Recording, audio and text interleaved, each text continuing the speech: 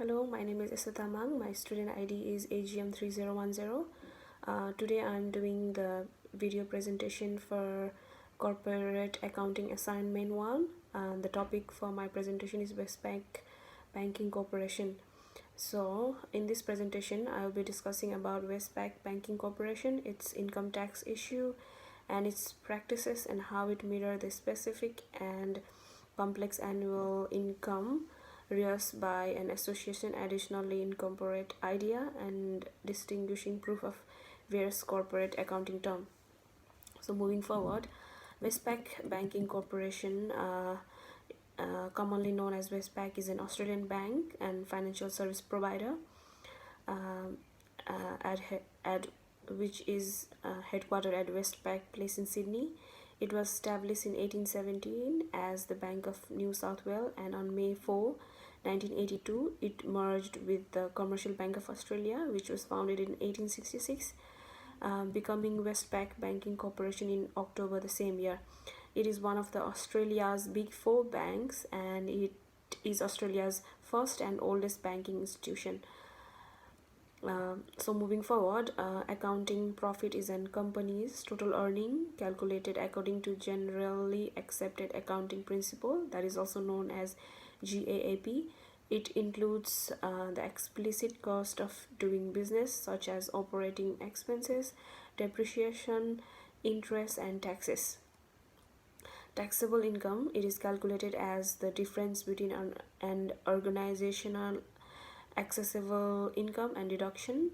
Taxable income equal to accessible income minus allowable deduction. A deferred tax asset is an item on the balance sheet that outcome from over installment or advance installment of taxes. It is something contrary to deferred tax liability, which speaks to annual expenses owed. A deferred tax liability is the liability which emerged to the organization because of the planning contrast between the accrual of the tax and the date when the expenses are really paid by the organization to the duty specialist, that is tax liable in one bookkeeping period, and however are not paid on that period. The general principle of IAS is that a deferred tax liability is perceived for all taxable temporary differences. There are three special cases to the prerequisite to recognize a deferred tax liability. Deferred tax asset is recognized for deductible temporary differences, unused tax losses, unused tax credit to the degree that it is likely that available benefit will be accessible against which the deductible temporary differences can be used, except if the deferred tax asset emerged from the initial recognition of an asset or obligation rather than in a business mix, which at the hour of exchange does not influence accounting profit or taxable profit. Tax expenses is the aggregate tax amount owed by an individual, company, or other business firm to the state or tax authority within a given period of time. It is derived by multiplying taxable income by effective tax rate. According to income statement or financial statement as reported at the recent year 2018 and 2019, Westpac Corporation has tax expenses of Australian dollar 3,632 million and Australian dollar 2,959 million respectively to its revenue, where the change in the percentage was improved by 18.5%.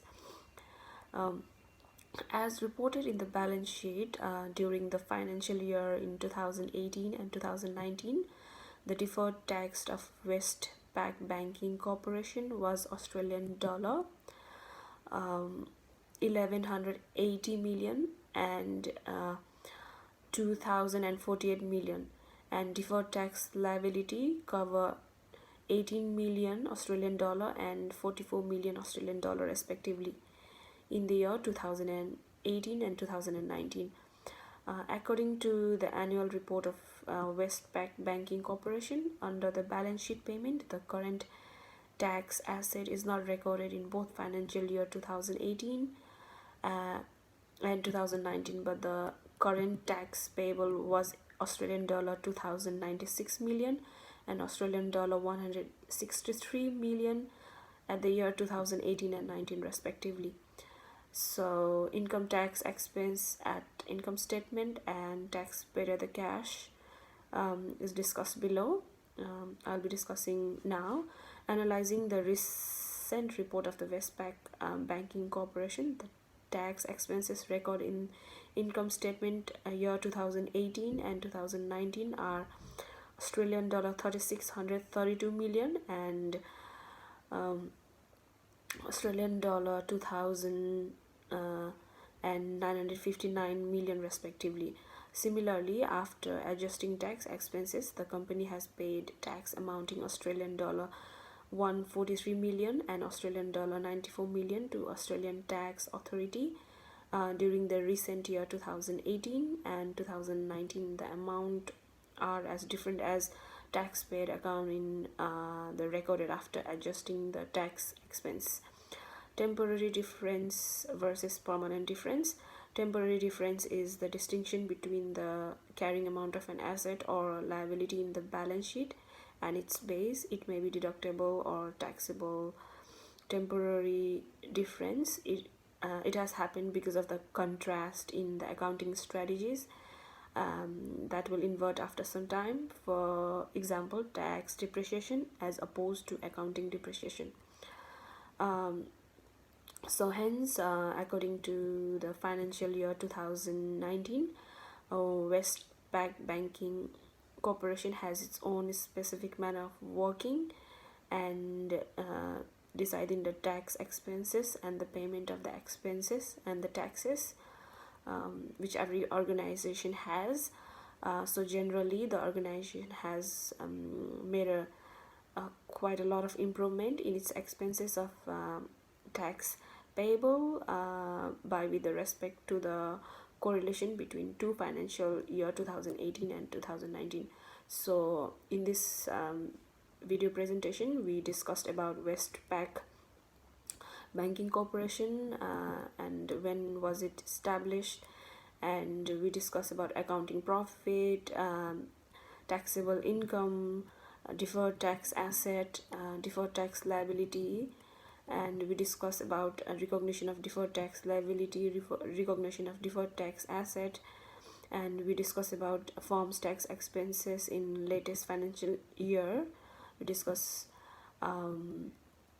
identification of deferred tax assets and deferred tax liability and current tax assets and income tax payable, and we also discuss about income tax expenses and at income tax statement and tax paid at cash flow.